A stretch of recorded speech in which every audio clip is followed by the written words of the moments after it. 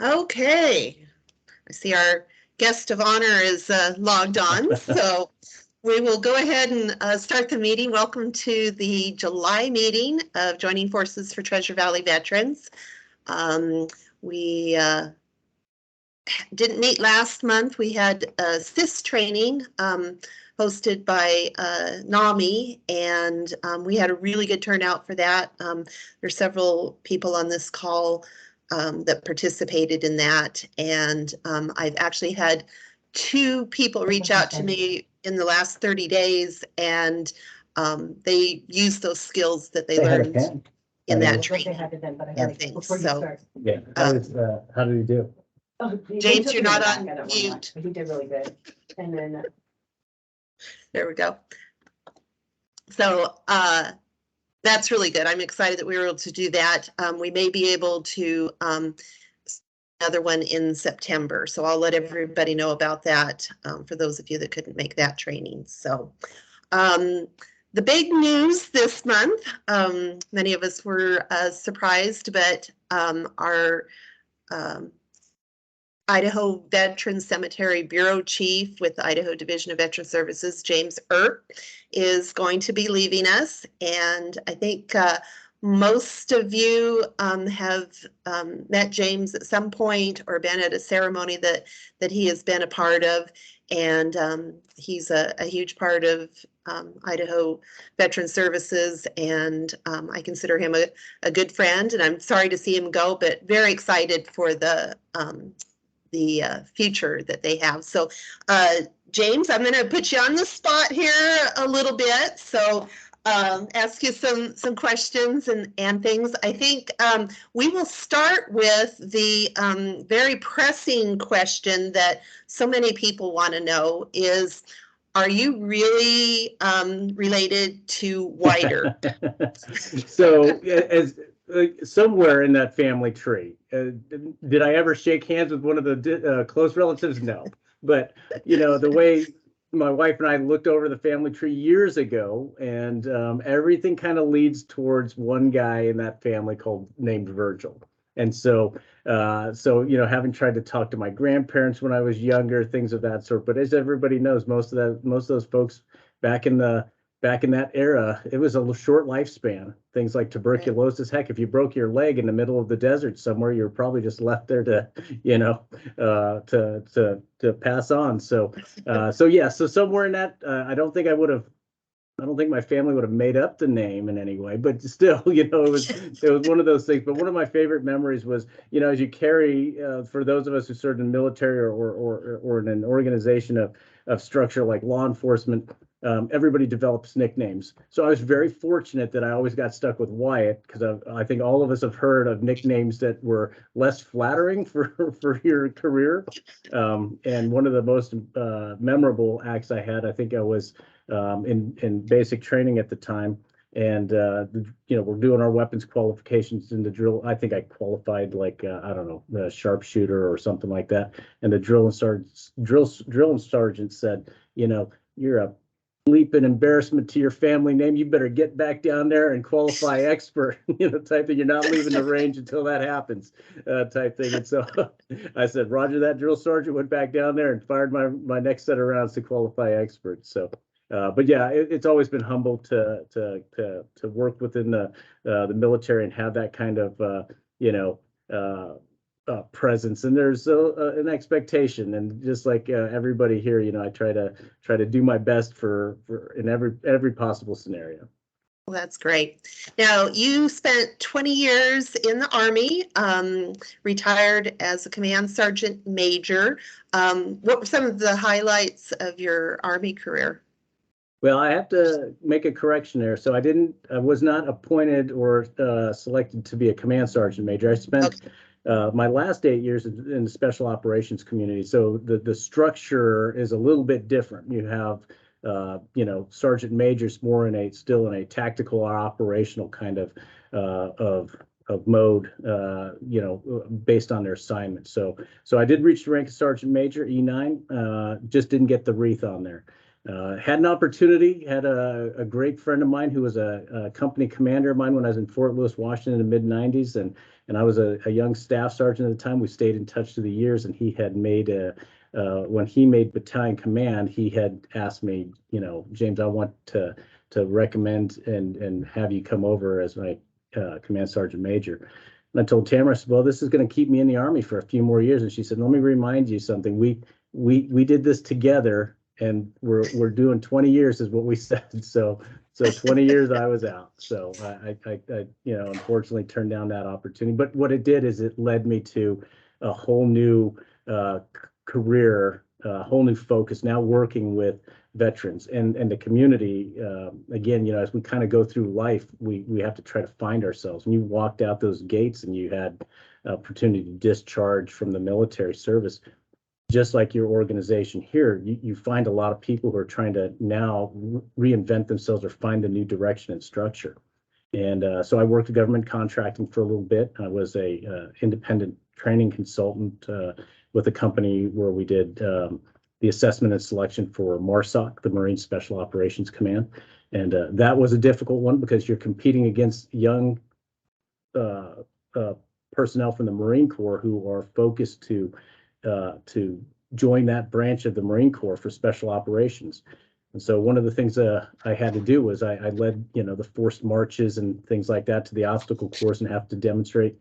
I tell you what, you try your best to hide that, that you're not, fatigued, but those kids were amazing. I mean, thank goodness they had to carry full 5-gallon cans of water and ammo in their rucksacks because that was the only way it was going to slow them down as I got to the obstacle course.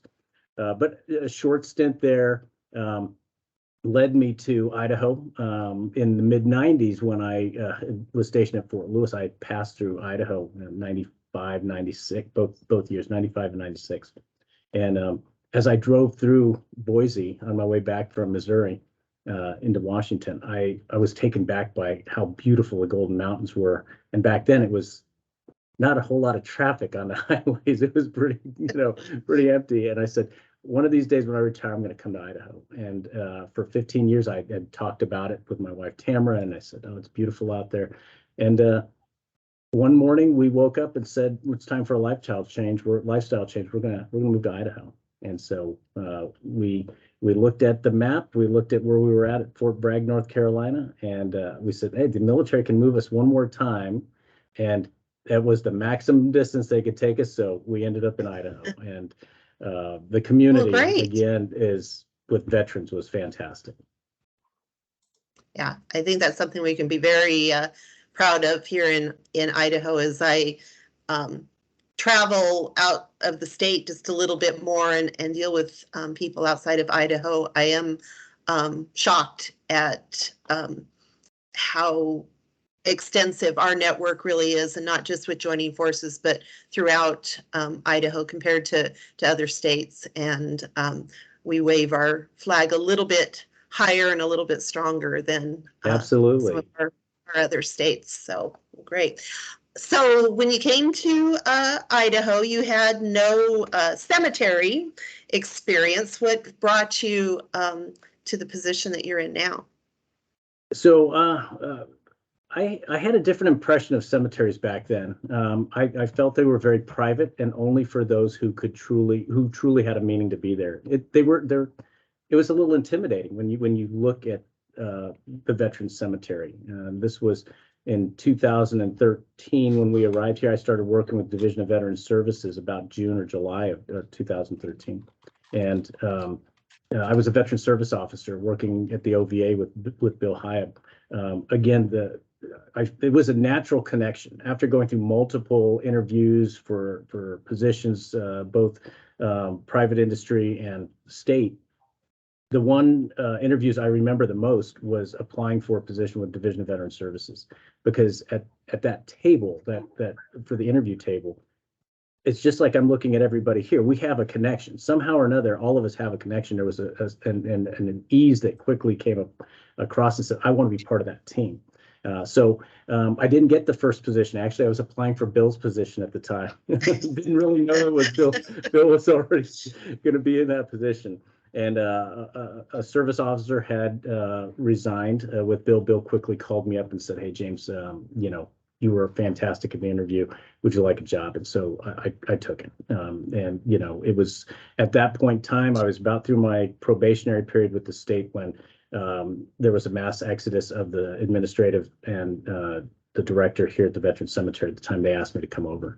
I was extremely nervous. I told at the time the chief administrator, David Braswell, I said, please keep my cubicle over there, because when I screw this thing up in 2 months, I need a job still.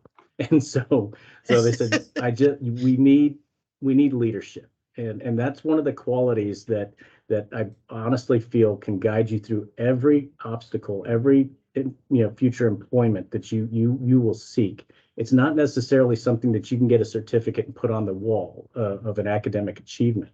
And most of the key leaders here, I know Mike Hubbard, as a senior non-commissioned officer, we all know that when we send folks to military academies or schools, we're fine-tuning the natural leadership of an individual.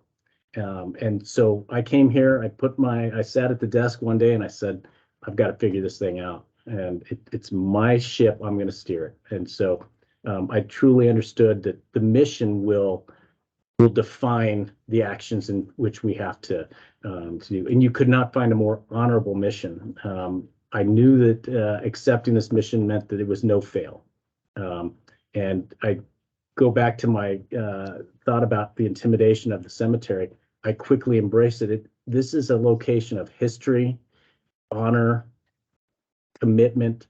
Those things there I used as the cornerstone to make sure that we would never fail our job, and that customer service is the ultimate responsibility of our administrative staff as well as our team. And we are dedicated to preserving that honor, commitment, and service on a daily basis. So it's been stressful, but it's been a worthy cause to support. Very good. What was the thing that surprised you most that maybe you weren't expecting with this position when you took it? I honestly, it's the connection. And what I mean by connection is, we all kind of operate in our bubble on a daily basis. Who we are, what defines us, what life experiences brought us to a point. But every family member that comes in there, I started meeting, and these were multiple generations. You're talking at the time I was here, we had a lot of our World War II. We have Korea, Vietnam, all the generations, to include Persian Gulf and our current. And I realized quickly that, our military bond, our connection to service to our country spans generations. So immediately, one reminder that I had was there was a gentleman, World War II veteran, D-Day paratrooper, came in, and he was going through stages of life of dementia at this time. And one of the things I remember, he had the glider badge on his hat, and I tried communicating with him. The family appreciated that, and I remembered, hey, you know what? I brought him in my office, and immediately he saw the connection of being a paratrooper and things like that, and the fact that how he lit up was something that the family said, this is just incredible. So you're taking those things are completely out of the expectations of what your roles are every day, and having a connection with everybody. As you mentioned, Idaho, the communities hold their flag higher. They stand taller. They're proud of the natural beauty of of our state, and the connection, I tell you, was just incredible. Speaking at multiple engagements. No state you would go to. I left North Carolina before coming here. I could be filling up the tank, my gas tank, and see, Congressman Labrador and say, hey, Congressman, you're going to be at the Memorial Day ceremony next week. And he's like, oh yeah, Roger that. You meet everybody everywhere, and it's such a small, connected community. And I still believe this today, as we continue to grow. You will not find folks with the traditional values that the era that I kind of grew up in the 1970s, where everybody still says hello. and shakes people's hands or gives a hug in a way to just comfort and console folks. So it's been wonderful. That's great. What do you feel is your biggest accomplishment since you've been here? There've been a lot of changes there at the cemetery. Things have evolved in the last 8.5 years. What do you feel, other than, I know you want to probably say just the people and the lives that you've touched, and I think that is number one, but other than that, with the actual cemetery, what is your biggest accomplishment?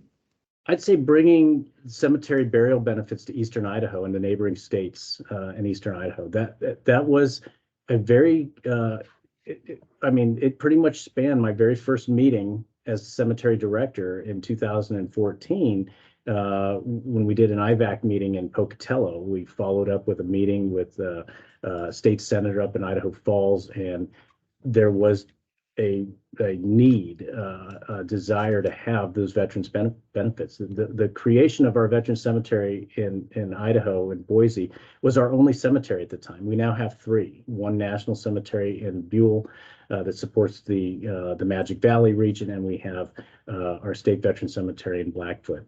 And that, to me, was one of the biggest achievements that I feel that I could have, is now to establish a future benefit for the state of Idaho in that region for all of our veterans and their families. That's great. I'm sure that you probably have some unfinished things that you're like, darn, I wish I would have gotten that done. Is there anything on your list that you're like, boy, I wish I would have had time to accomplish that while I was here?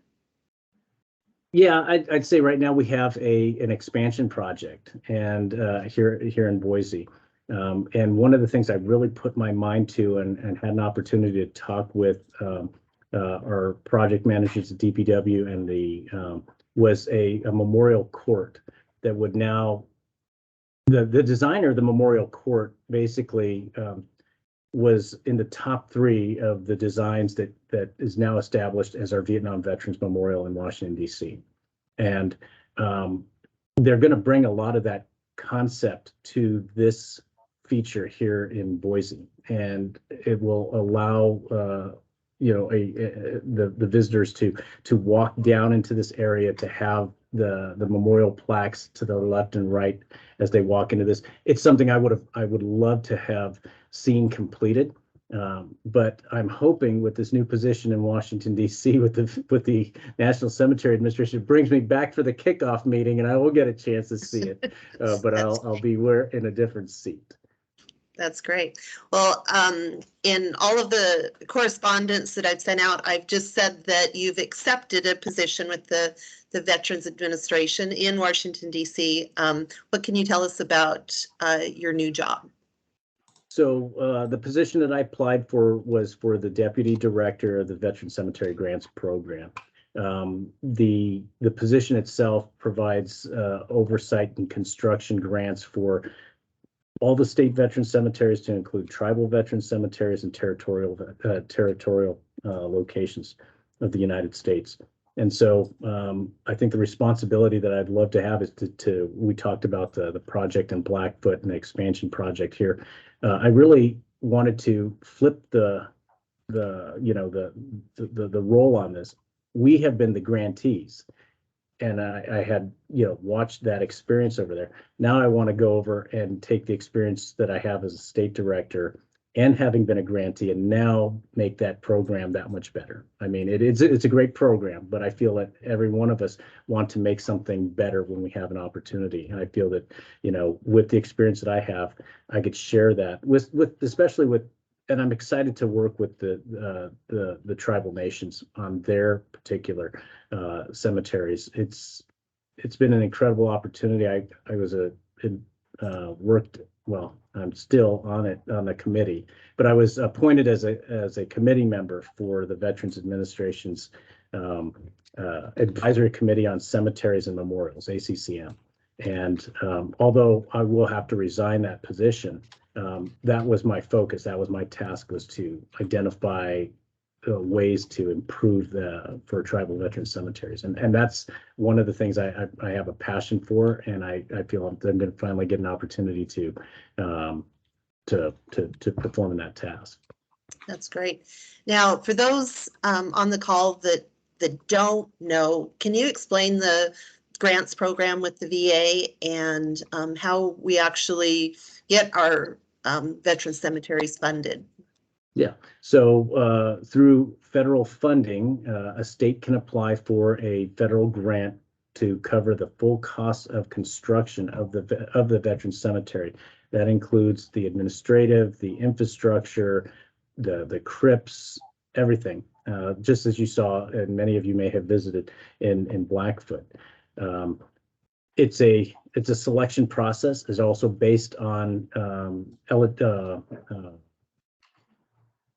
demographics, eligible demographics, meaning that if a veteran cemetery is within 75, there's a 75-mile radius from the center point of the veteran cemetery provided. That's the goal of the NCA. So with that being said, if there is a need for a state that has a large population of veterans who are unserved for veterans burial benefits, the state can apply for the grant. The state has to have 10% matching funds readily available to support the start of the construction, and all of that is reimbursed back to the state. Startup construction includes all new equipment. We had $400,000 of new equipment. We're talking about backhoes and very complicated, very expensive equipment. Everything from a backhoe to the wrench, quarter-inch wrench in your toolbox is provided through the Cemetery Grants Program. So it's a lengthy process to get the grant started. It's a simple federal application. It's submitted, notification to the Cemetery Grants Program, and then you're on the list.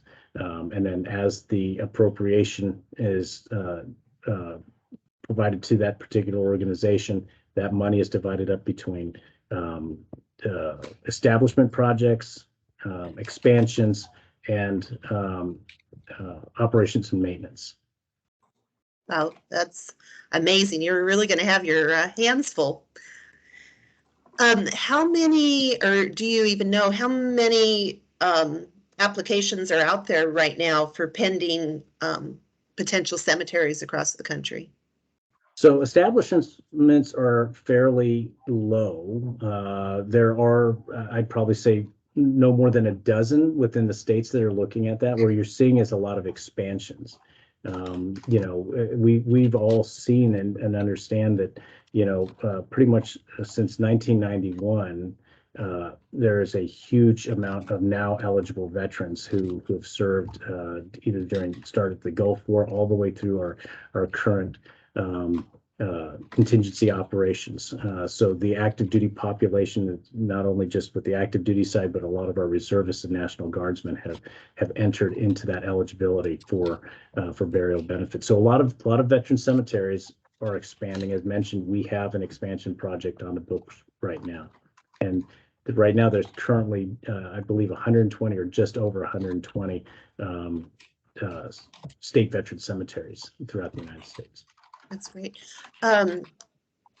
Is our cemetery one of the larger ones as far as acreage for state cemeteries, or do you know? That thought just occurred to me.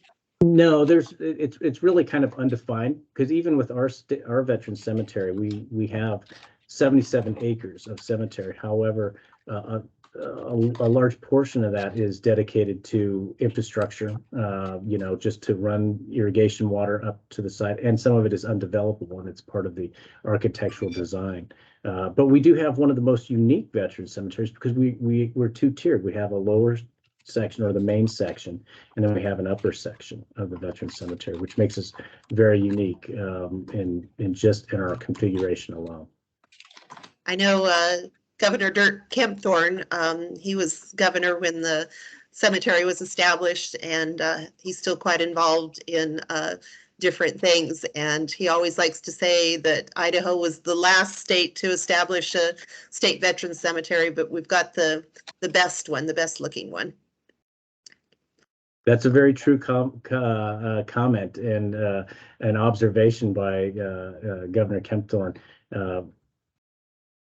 I've had the privilege of being here the many years that I have, and people will compare our veteran cemetery to some of the most incredible national cemeteries that they visited, and so that is such an honorable compliment that folks will share with us. That means we're doing something right, and we're maintaining to the national shrine standards. That's right. I would be remiss if I didn't ask this question for my dad, because he hopefully has many years left, but he wants to be buried on the top tier there, but it's filling up quite quickly up there. How many grave sites do you have left, or what do you anticipate the timeline is that top will be filled? Mitzi, that's a difficult answer, but it's a question that I often get. Once the upper section is full, there is no expansion for that location. The Veterans Cemetery benefit defined in U.S. Code says that the veteran's entitled to a prepared burial plot at the Veterans Cemetery, and we have that in that wonderful new sections 5 and 6. The time, I've spent many hours talking with Darren Sorensen, our incredible foreman here at the Veterans Cemetery, as we've gone through and inspected the grounds on a routine basis.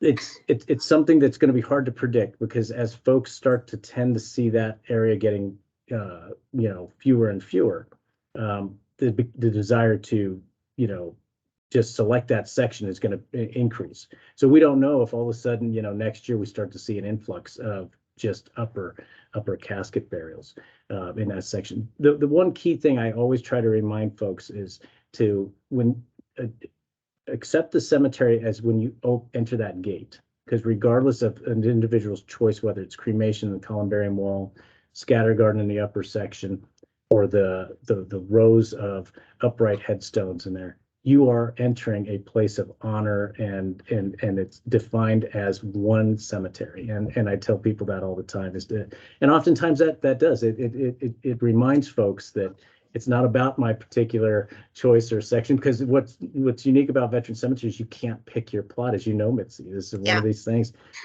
We fill the way it's established. You fill the next available opening, and what I think is wonderful about that is, you visit our Medal of Honor recipients, and you'll see laid to rest right next to a Medal of Honor recipient might be a private first class, an airman first class, a staff sergeant, a chief petty officer.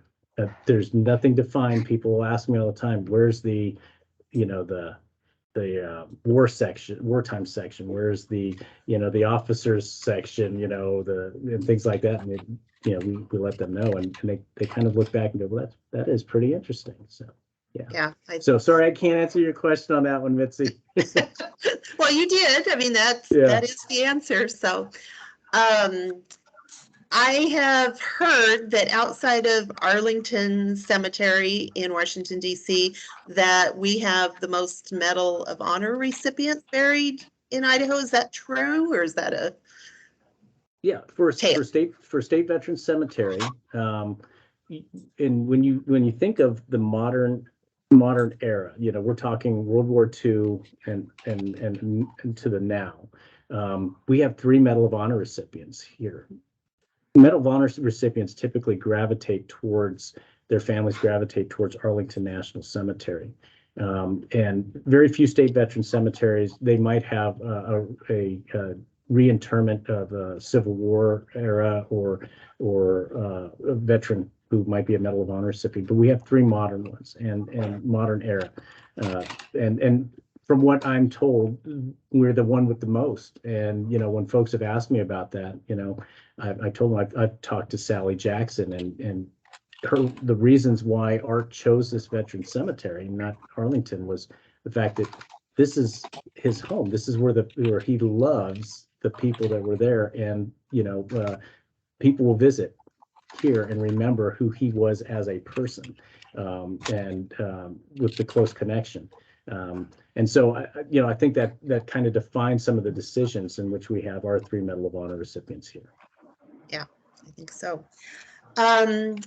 So the job has been posted, your position, and that closes next Thursday, I believe, the 21st. What would be your advice for the next person coming in to your position?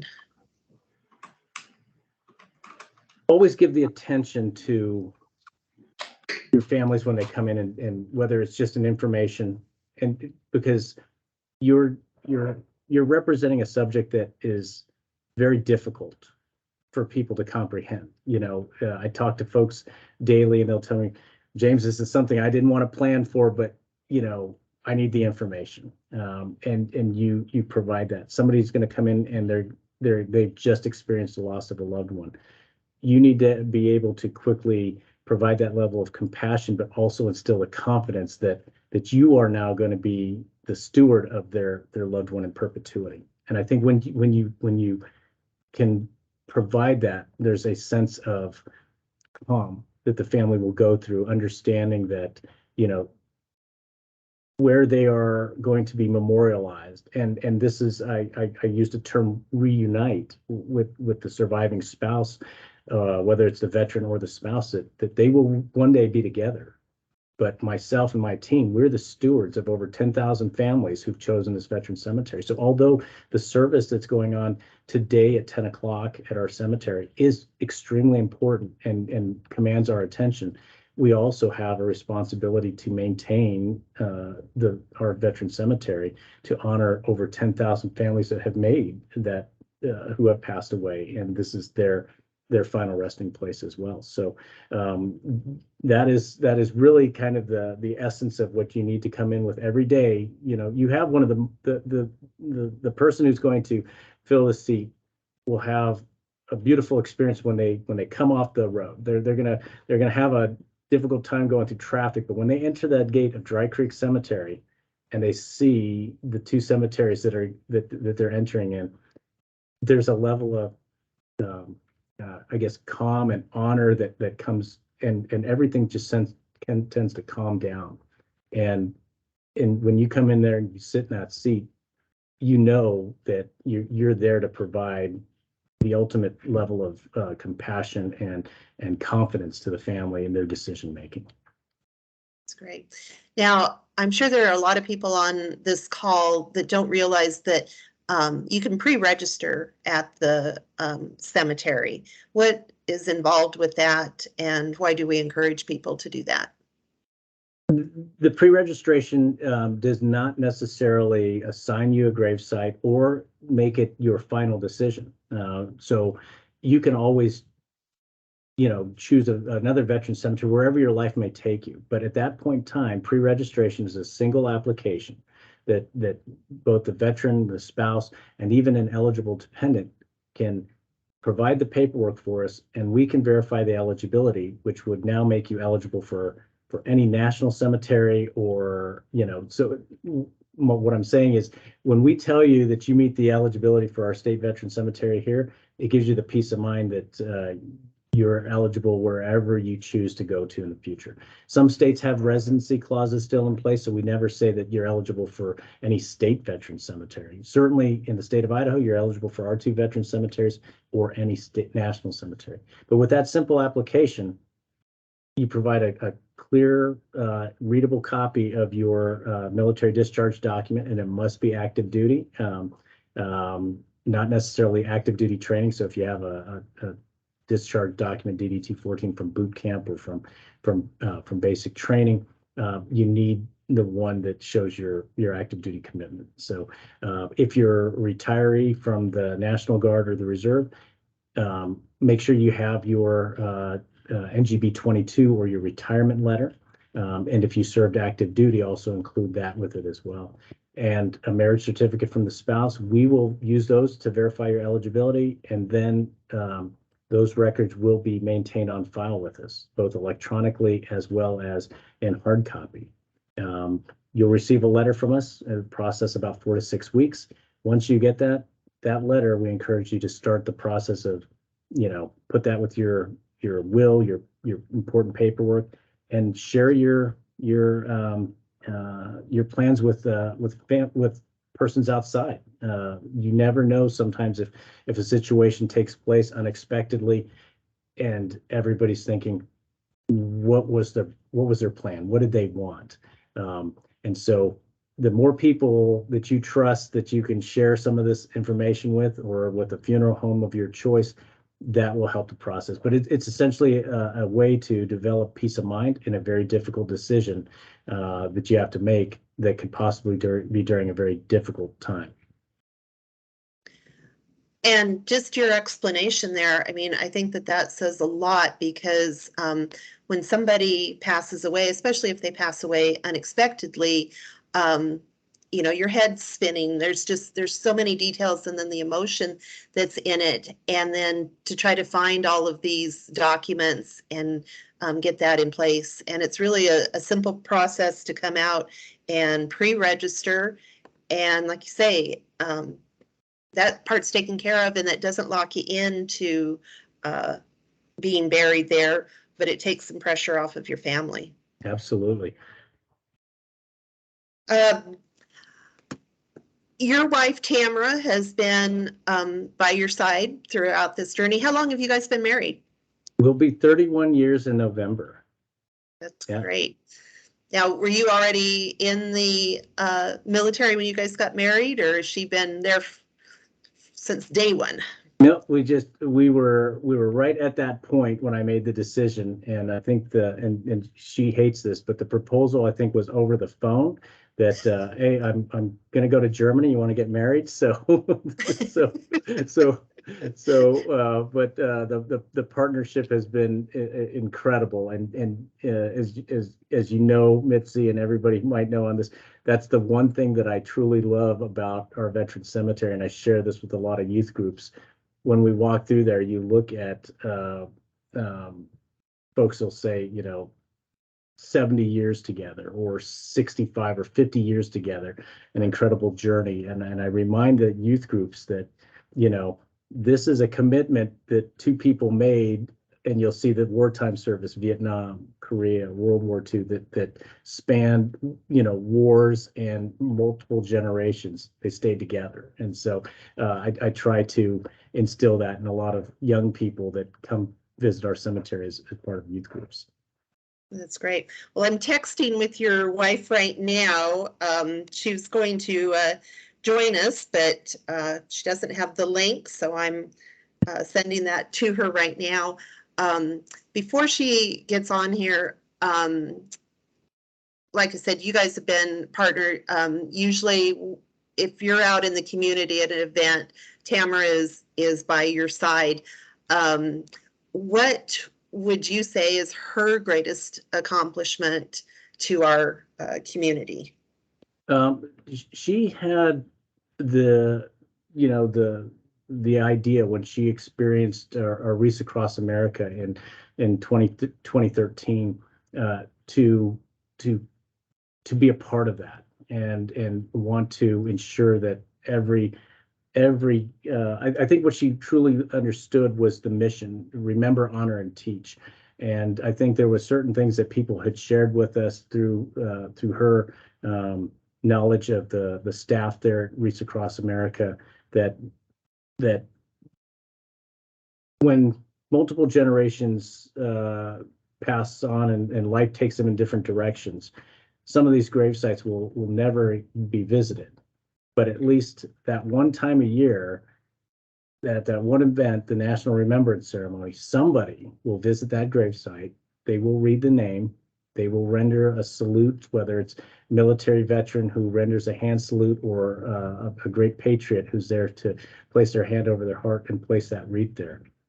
It's a way that I think, lets our nation know, our communities know that all of our veterans are not forgotten. And we're really hoping that this continues to spread well outside the veteran cemeteries to cemeteries throughout the nation where there are veterans at. I know Tamara, she doesn't necessarily advertise it, but she purchases a lot of wreaths that she takes to other cemeteries throughout Idaho, where families who've said, well, my loved one is not at your veteran cemetery, can you place a wreath there? I'm in I'm back on the East Coast, and she does that. So, we, after the remembrance ceremony, we usually hop in the truck and go visit other cemeteries throughout the Treasure Valley, where she's placing wreaths out there for families who made those purchases.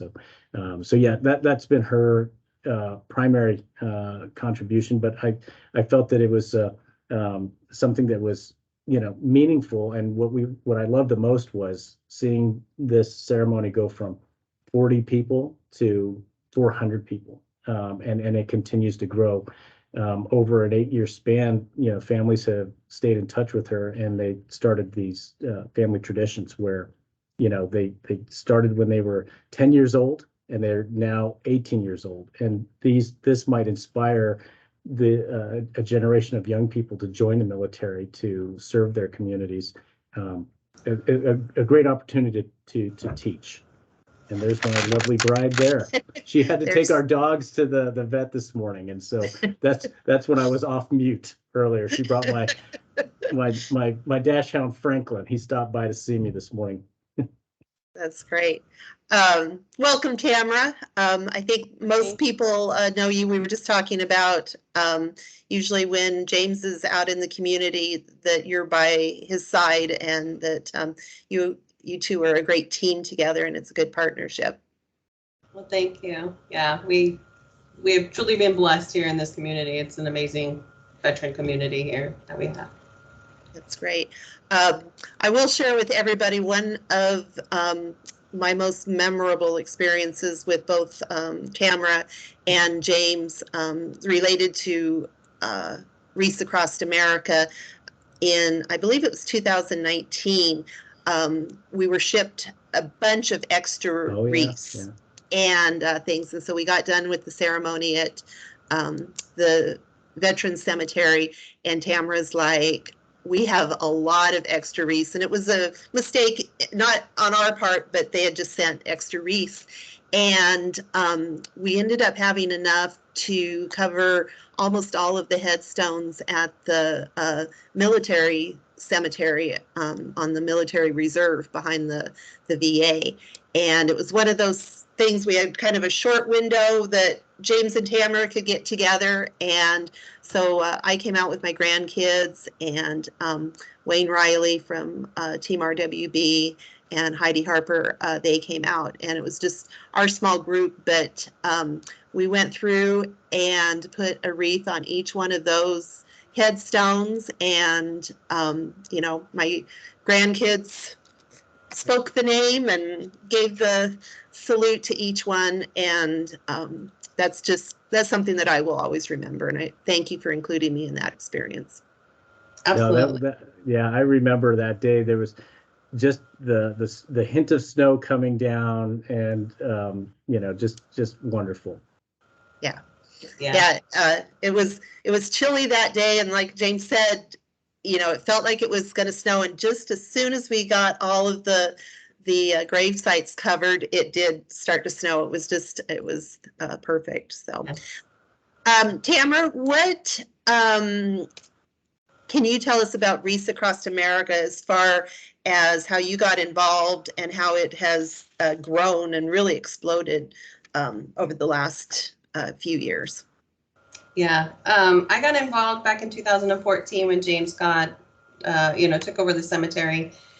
And I worked with the Civil Air Patrol doing that, and it just kind of went from there. And mostly it was trying to get the community involved. And so each year I've seen that grow. And I know the one, a few years ago, it just exploded, and we were parking cars all up and down the street and everything. It was quite the experience, and to see it go from so small to what it is today has been an amazing opportunity to be involved with.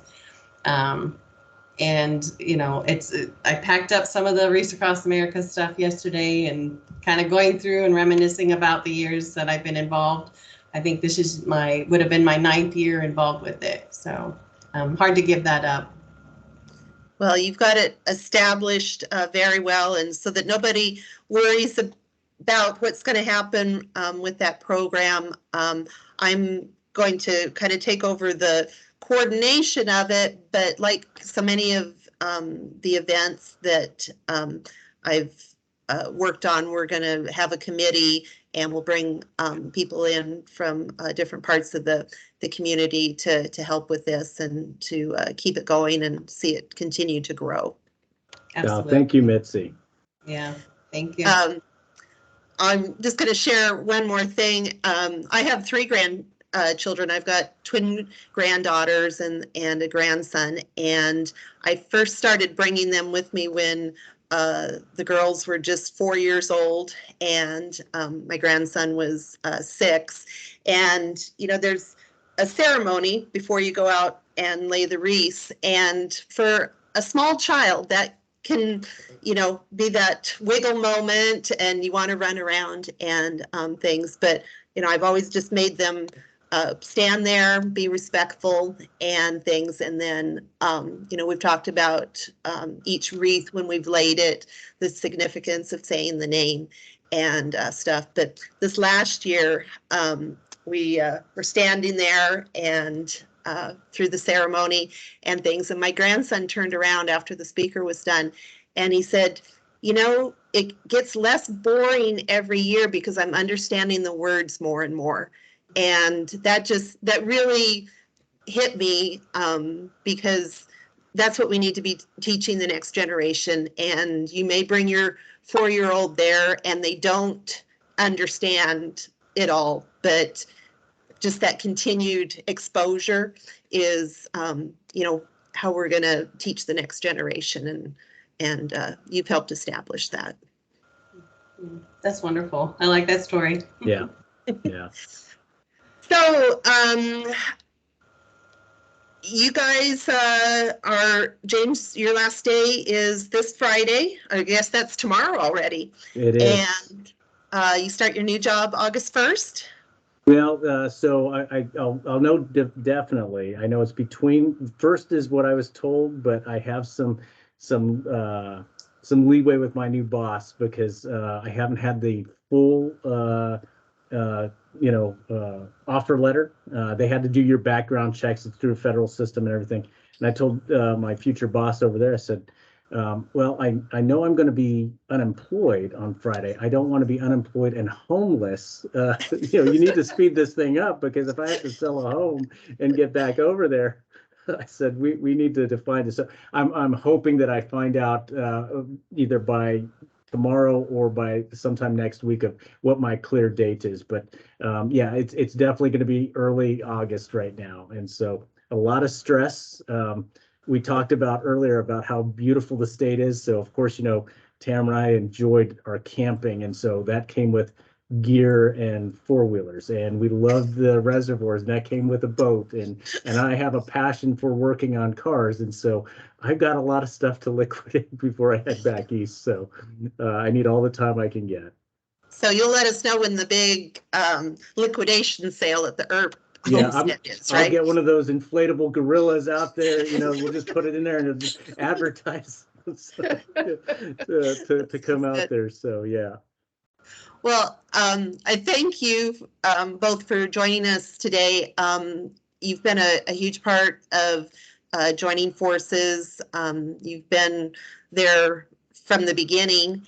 And again, I appreciate all the support. James has been a huge supporter of the position that they developed for me, and deciding, since it's a brand new position, what that's going to be. And he's taught me a lot about organizing events. And no, you're being modest. Well, and I was excited that I helped with Memorial Day, and I'd never been to a Memorial Day event because I always came later in the day with my parents when the crowds dispersed. So went from start to finish, and I thought, okay, now that I know what's going on, James and I will really work hand in hand next year. And now he's just handing it off to me. So well, it's that's funny that you said hand it off, because it reminds me of my time as a jumper in 82nd Airborne Division. You have your static line, you hand it to the safety, you make your left or right face, and you're out the door. So it's going to be as quick as that if tomorrow's my last day. Well, that sounds good. Now, we are going to have a public reception for James and Tamara. Since this came up so quickly, and you had a lot of stuff to still do at the cemetery, we didn't want just a revolving door out there and you not be able to finish your work. So we've organized a public reception. It's going to be at the Meridian Senior Center next Wednesday, July 20th, from 4:30 to 6:30. And we encourage everyone to come out. It's going to be pretty informal. I promised James that there wouldn't be any big speeches or, presentations or anything like that. But it's just a chance for all of us to, talk with James and Tamara, say goodbye, reminisce, and that sort of thing. So I hope that everybody will come out. Do either of you have any final words you would like to say? Tamara, would you like to say anything? I'll just, it's gonna be an emotional time. I know next Wednesday will totally be one of those times, so I'll try to hold it together. But it's hard leaving this community. When we moved here, I kind of wanted to move away from the veteran community a little bit. We lived at Fort Bragg, and coming back here, you don't get away from that. And we've truly been blessed by meeting many of you in our community, even just on the phone talking to people when I talk to them about Wreaths Across America, and those that live out of state, and being able to place that wreath for them, taking a picture and sending it to them, and it just means so much to them. And so I'm gonna miss stepping away and doing it, in a whole different aspect, being able to actually go and place wreaths hopefully in Arlington. So I just, thank each and every one of you for the opportunity and getting to know many of you in our community. We're going to miss you all. That's great. James? I'd like to just echo the same thing as Tamara just mentioned. We're going to miss you all. I mean, Tamara and I sat on the couch yesterday and she was reading off some of the comments on Facebook, and I told her, I said, this is something I don't necessarily want to, expect or anything like that. I mean, it was truly amazing to see the community come out and show their appreciation, because like I tell her every day, you come into work and you don't do this for the appreciation. You do it for others. It's a selfless service, opportunity to give back to your community. But I see guys like Mike and David and Mitzi and all you guys on there, and it's a bittersweet moment. But I'll tell you, each and every one of you, all the people in the community, made me a better professional, better person to do this, because I always felt it, when I have to make a difficult decision, or I had to, provide prepare a massive ceremony, you guys were all back there for me. And so what I loved about your whole, the joining forces is, you have that on a regular basis, and that's fantastic that it's structured like that. So Mitzi, I know you're going to be an incredible success with continuing to expand not only what you have here, but within the Division of Veteran Services. And that's what's going to make our state continuously to be a model of veterans and our first responders and community strength, is the fact that we communicate with each other. We don't, there's something that continues to bring us together. And I fully believe that, that was a big part of my success. So thank each and every one of you. And those that are not on the screen, the people within the community. Tamara and I are truly grateful for the opportunity to serve with the Division of Veteran Services, and to have met many of you guys on the call, and those who are not on the call today. That's great. I'm going to read a comment, and then I'll give anybody who would like to say anything an opportunity. But Becky Bristol from the Boise Police Department wrote, just wanted to thank James for his involvement in the Blackfoot and Pocatello area cemeteries, as well as here in Boise, as that's where I grew up, and it means a lot. I worked with Dave Brazel for a number of years, a long time ago, and I appreciate your involvement. Also wanted to thank Tamara as well. My group at the Boise Police Department has purchased the wreath several times, and it means a lot to me as well. Best of luck to both of you, and thank you. Would anybody that's on the call like to say anything at all? Mike Hubbard? I have to say something. You know, both of you have really inspired a lot of people. I would say thousands of people to be involved with this program. All of the service organizations that just, they want to get involved with you because of how you inspired us to look after our veterans. And, you know, both of you really bring a serenity to the grief that surrounds people in a difficult time. And it's a legacy to both of you. And there's going to be some big shoes to fill when you guys leave. I'm missing you already. Thanks, Mike. And so all of the things that you guys have done, the professionalism, the humility that both of you have, the gorgeous cemetery that we have to honor our fallen veterans. It's going to be a different place without you. And, you know, we all have to be used to change, but some change we don't want to embrace, and that's one of them. You're gonna be missed, and but I do wish you all the luck and success in your new endeavor, your new adventures. You know, there's always something out there, but you're gonna be missed out here by a lot of people, and I don't want you guys to forget about all of us out here, you know. No, so that's something that will never happen. Mike, thank you so much for the wonderful words. And you know, I have always been a huge fan of the work that you do. And, you know, that's one of the things I truly believe in. Everybody needs a chance. And so Mike's got his finger right on the pulse for that. And you know what? And Tamara will probably echo the same thing. The American Legion Post and Eagle, one of the biggest supporters and one of the finest groups, you know, service organizations, is a huge friend of our Veterans Cemetery. So thank you, Mike. And I won't forget you either. You are a pretty towering person when you're sitting there at the Memorial Day ceremony, and I'm thinking, get my words straight, or First Sergeant's going to come up there and knock some sense into me. I think so. that probably would never happen. You know, you're a leader that people want to follow, and everybody can't do that.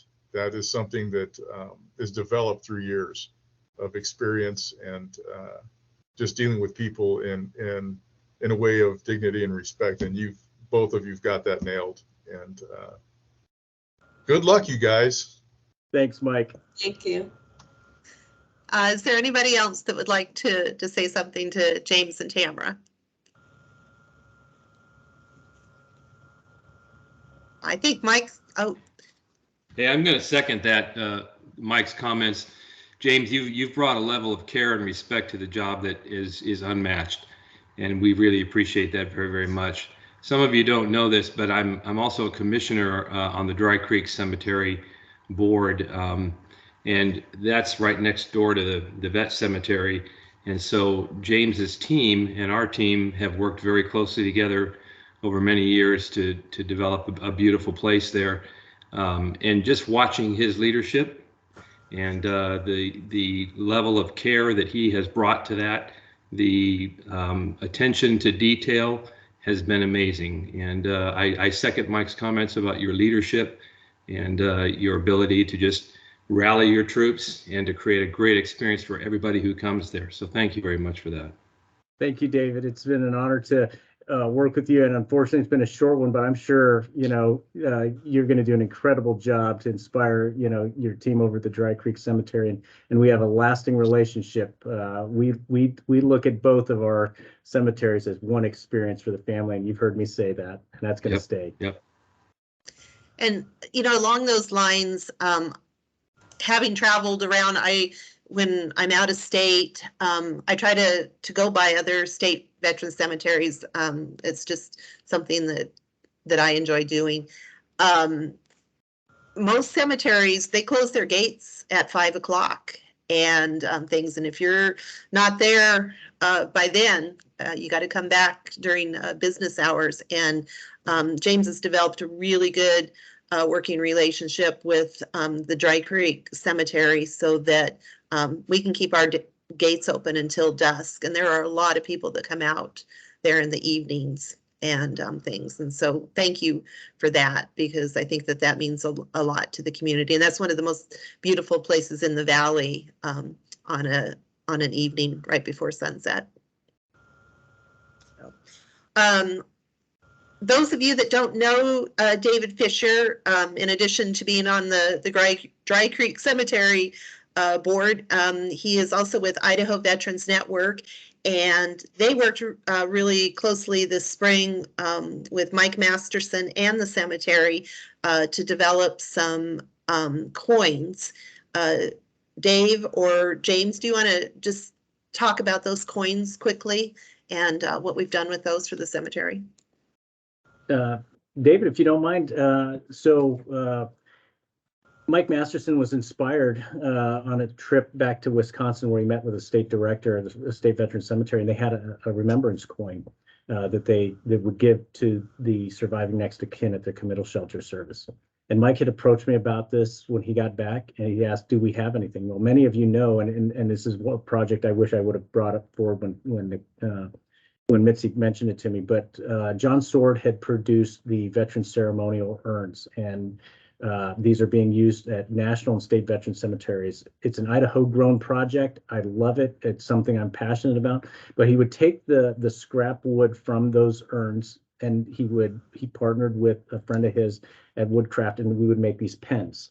And the pens are what we were giving the families, but we had limited amounts, so we could only give out so many. We typically were looking at, Purple Heart recipients, some type of defined way of trying to limit what inventory we had. Mike took this. He met with the idea of a coin. Met with folks like David, previous administrator Marv Hagerdorn, John Sword, put together an incredible group of people, which I was very, very nervous around being, because honestly, you look at the room there and there are some very, very accomplished people wanting to do something for our veterans. And they gave me the creative design, which I was very nervous about. I could not make a mistake on this. You don't want to mint 2,000 things with a spelling error on it.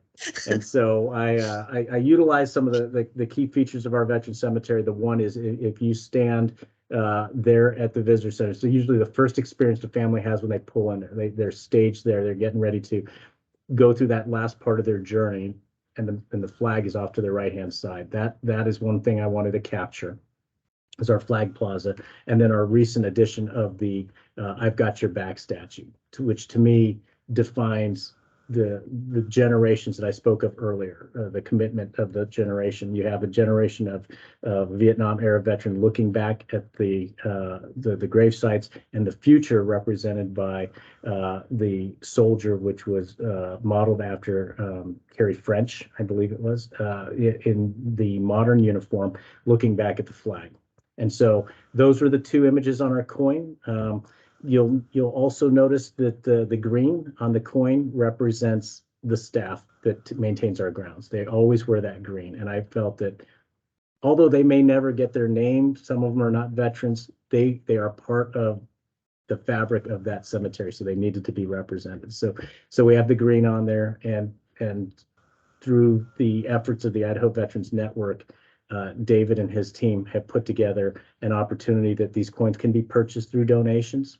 And I believe, and this is, and I'm a firm believer in this, this will be a perpetual honor that we can continue to extend to families in the future. So that's, yeah, David, anything else to add to that? No, I think this is just a wonderful project that we were able to be involved in. Our role was relatively minimal in just facilitating collection of funds and trying to approach donors for this. We did receive enough to get the first round of 2,000 coins, which should take us for how long, James? I would probably say, yeah, I'd probably say at least, at a minimum, if we continue to see the growth we're at, about 3 years. and possibly up to 5. We're also going to allow, we're providing these coins to our Veterans Cemetery in Blackfoot so that they will have an opportunity to share this experience with their families as well. Yeah, it's definitely something we want to see go forward, and there'll be another round in the future. But what a beautiful way to commemorate the service of those who are interred in the Veterans Cemetery, to be able to offer the families that commemorative coin as a demonstration of our respect and honor for that vet. That's great. You were speaking of the staff. Just quickly, how, on an average week, how many services do you have, and what is the size of your staff? I think people would be surprised. Yeah, so the staff size is, we have 10 full-time employees, counting myself, kind of as the bureau chief.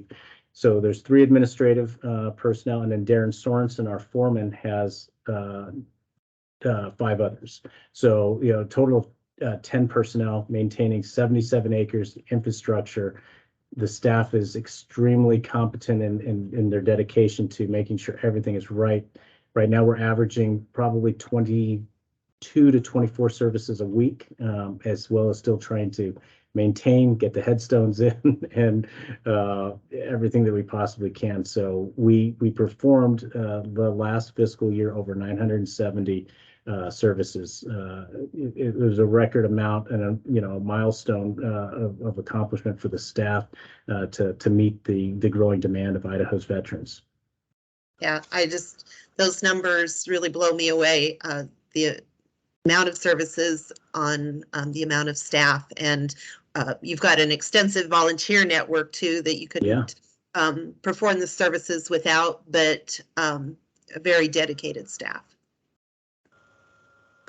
Okay, well, I guess this is so long for now, and hopefully everybody will come out on Wednesday and say a personal goodbye to James and Tamara, and then we will keep an eye on them at a national level and see what they take from Idaho to help our veterans across the country.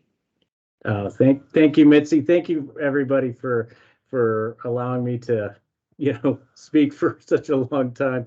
I actually thought Mitzi was going to have me on here so I could talk about like the VLM and Reese Across America. So she caught me off guard with this. She is always such full of surprises.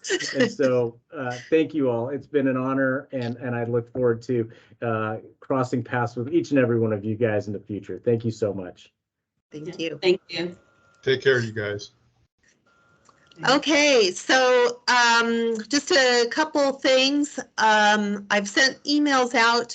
We have a family in Weiser that this weekend on Sunday, we're going to have a painting party at their house. Everybody is invited to come out, bring your own paintbrush, and help them, for them to qualify for their reverse mortgage.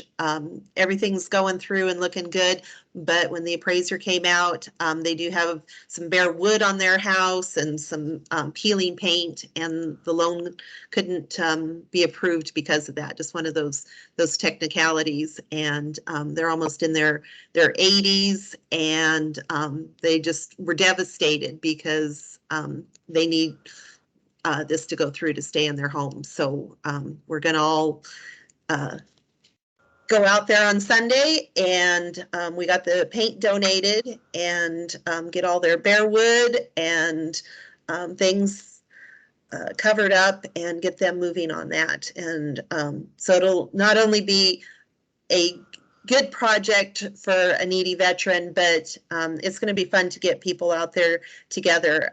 We don't always get a chance just to have fun together and do something on that level. So I hope that everybody can come out. Next month's meeting, I'm going to shake it up just a little bit. when joining forces first started, we used to always just, we always met in person. There was no such thing as this virtual appearance, but we always just did a round table and people would go around and say what was happening in their organization. And that was great, but after a while, the same people were showing up, the same things were going on. So we, kind of changed up the format to have a guest speaker like we do now, and some learning opportunities. But the comment that I get quite frequently is meeting in person like that and just having that time, especially after the meetings, to just kind of network and talk to people. That's something that they miss. So what I'm going to do next month is, I have not found the location yet, but we are just going to have a get together. We'll have coffee and donuts and invite everybody to come out and just talk with each other and do some networking.